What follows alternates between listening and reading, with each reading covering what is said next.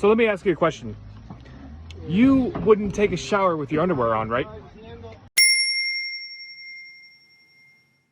Obviously the answer is no.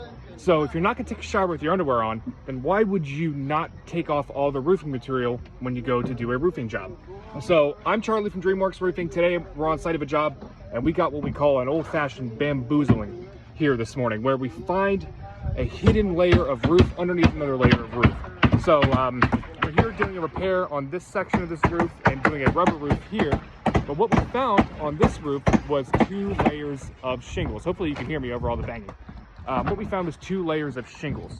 And a lot of people do that to try to save, you can see the old drip edge here, new drip edge on top, old shingles underneath there, you can see it up there.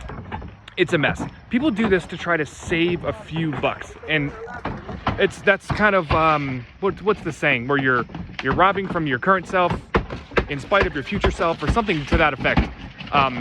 If you're saving yourself some money now, great, but you are going to be causing much more headache down the road if you choose to go with a double layer.